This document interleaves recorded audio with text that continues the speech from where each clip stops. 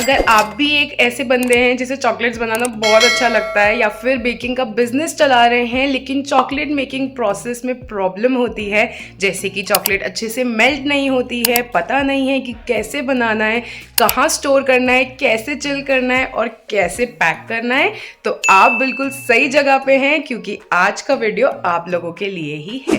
Hi guys and welcome back to my YouTube channel. मैं हूं प्रज्ञा अरोड़ा जो बनाती है बहुत सारे केक एंड बेकिंग के ट्यूटोरियल्स, अपने लाइफ के रियल टाइम के व्लॉग्स और साथ के साथ क्योंकि मेरी शादी होने वाली है तो मैं उसके व्लॉग्स भी बना के डालती हूँ। तो अगर अभी तक आपने मेरा चैनल सब्सक्राइब नहीं किया है या फिर पहली बार मेरा चैनल देख रहे हैं तो ज़रूर सब्सक्राइब कर ले एंड वीडियो को लाइक करना ना भूलें। तो आज की वीडियो है on a bulk order of chocolate making, जिसमें मैं बहुत सारे टिप्स एंड ट्रिक्स कवर करने वाली हूँ। मुझे ये ऑर्डर कैसे मिला, क्या क्या मैंने इसमें बनाया और कैसे इसे कम टाइम में टीम वर्क के साथ प्लान करके पूरा किया। तो आज की वीडियो में आप बहुत बढ़िया चॉकलेट मेकर बन जाएंगे और आप सोच भी नहीं सकते कि कितनी हेल्पफुल होगी ये वीडियो आपके लिए। तो चलिए स्टार्ट करते हैं आज का वीडियो। तो हमें मिला था वेडिंग के लिए एक ऑर्डर जिसमें हमें बनाने थे अप्रॉक्स 18 kgs के चॉकलेट्स जो कि थे 4 डिफरेंट फ्लेवर्स में, और हमें सिर्फ बना के देने थे। पैक करने का काम कस्टमर ने खुद के लिए रखा था। तो सबसे हमने पहले जो फ्लेवर स्टार्ट किया था वो बहुत ही ईजी और बहुत ही बेसिक फ्लेवर था, which is dark chocolate with roasted almonds. तो उसके लिए हमने क्या किया, सबसे पहले हमने सारे आलमंड्स को रोस्ट किया और उन्हें बड़े बड़े चंक्स में चॉप कर लिया कुछ इस तरीके से। अब ये होती है सबसे आसान चॉकलेट जिसे बनाना होता है एकदम इजी। तो अगर आप बिगिनर हैं तो आप स्टार्ट करेंगे कुछ इस टाइप की चॉकलेट्स के साथ। अब चॉकलेट हमने ली थी यहाँ पे डार्क चॉकलेट। अगर आपको मेल्ट करने में प्रॉब्लम आती है तो वीडियो में आगे मैं आपको दिखाऊंगी कि कैसे आपको चॉकलेट मेल्ट करना है, क्या उसकी कंसिस्टेंसी होनी चाहिए। अभी देख लेते हैं जो यहाँ पे चल रहा है। यहाँ पे हमने अप्रॉक्स 20 से 25 नंबर के मोल्ड्स ले लिए थे अप्रॉक्स, जिनका साइज सिमिलर था ताकि सारे चॉकलेट्स के साइज आसपास ही हों, और उसमें 1 बाय 1 पूरी टीम ने मिलके चॉकलेट्स बनाना शुरू किया। तो हम यहाँ पे डार्क चॉकलेट की एक लेयर लगा रहे थे, उसके बाद आलमंड्स डाल रहे थे एंड दोबारा उसको डार्क चॉकलेट से फिल कर रहे थे।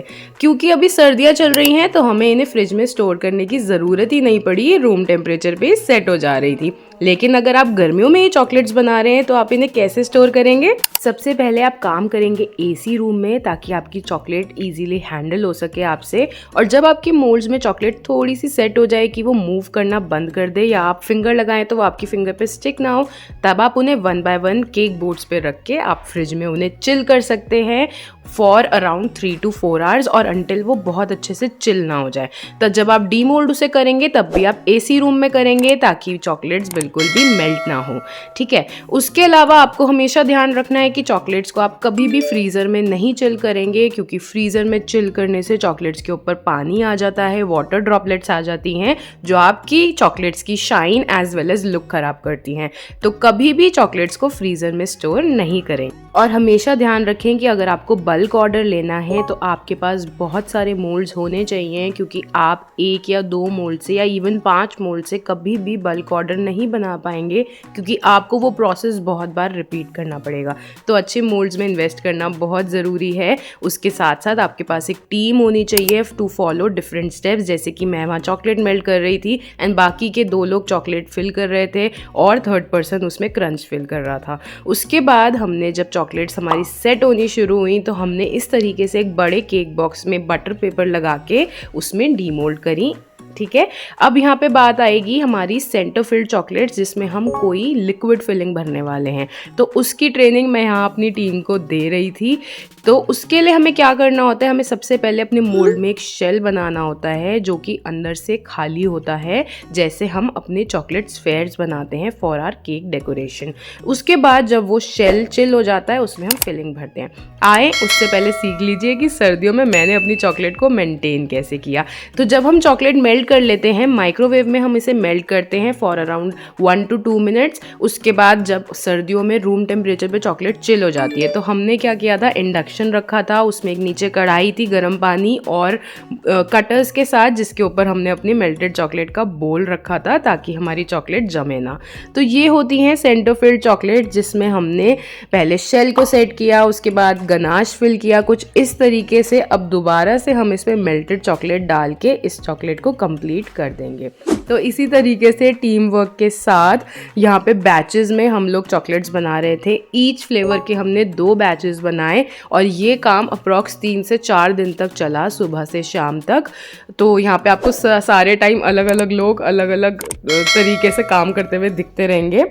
अब अगर हम शेल्फ़ लाइफ की बात करें तो हर चॉकलेट की शेल्फ़ लाइफ अलग होती है। जैसे कि जो ड्राई रोस्टेड नट्स की चॉकलेट होती है उनकी शेल्फ़ लाइफ ज़्यादा होती है, या अगर हम फिलिंग वाली चॉकलेट की बात करें तो उनकी शेल्फ़ लाइफ कम होती है।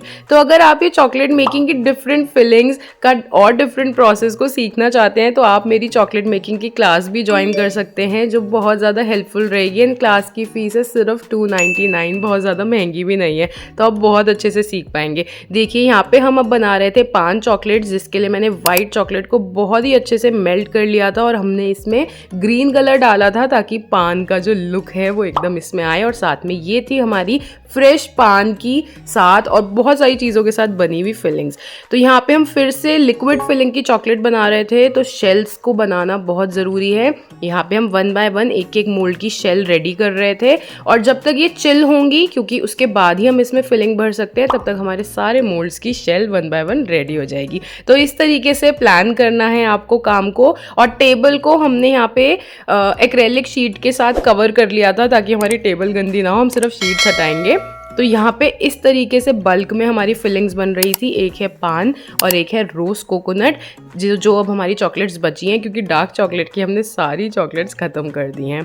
तो इस तरीके से यहाँ पे फिर से दूसरा बैच बन रहा था पान चॉकलेट का। आपको थोड़ा सा कंफ्यूजिंग लग रहा होगा क्योंकि यहाँ पे 1 बाय 1 काम चल ही रहा था।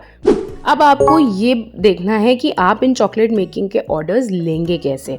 तो आपका अगर कोई भी इंस्टाग्राम अकाउंट, फेसबुक अकाउंट आप अपने बिजनेस के लिए मेंटेन करते हैं, वहाँ पे आपको अपने चॉकलेट्स का सैंपल बना के डालना है, या फिर आप इसको डिफरेंट बॉक्सेस में, जो चॉकलेट के बॉक्सेस आते हैं 8 पीसेस, 12 पीसेस, 18 पीसेस के, उसमें आप अच्छे से इनको डिस्प्ले करके, इनका फ़ोटोशूट करके आप उनको पोस्ट कर सकते हैं और मेंशन कर सकते हैं कि आप इन चीज़ों का बल्क ऑर्डर लेते हैं, या आप रिटर्न गिफ्ट में इनको ऑफर कर सकते हैं। जो भी आप इसमें ऑफर कर सकते हैं वो आप उस पोस्ट में मेंशन कीजिए, उसके बारे में लोगों को बताइए। और हो सके तो एग्जीबिशन में स्टॉल्स लगाइए, वहाँ पे आप लोगों को फ्री टेस्टिंग कराइए ताकि लोगों तक आपका टेस्ट और बिजनेस आइडिया पहुँच सके एंड देन आपके पास वो ऑर्डर प्लेस करें। तो इस तरीके से यहाँ पे हमारा 4th फ्लेवर बन रहा था, विच वॉज रोज़ कोकोनट, और इसकी चॉकलेट हमने पिंक रखी थी। और इस तरीके से हमारा ये लास्ट बैच भी डीमोल्ड हो रहा था एंड हमारी सारी चॉकलेट्स बन के रेडी थी टू डिस्पैच। तो अगर आपको आज का वीडियो हेल्पफुल लगा हो तो कमेंट करके ज़रूर बताना, और अगर कोई भी डाउट आपका बचा हो जो क्लियर ना हुआ हो वो भी मैं सॉल्व करूँगी, कमेंट में ज़रूर बताएं। तब तक के लिए bye guys and see you in the next one.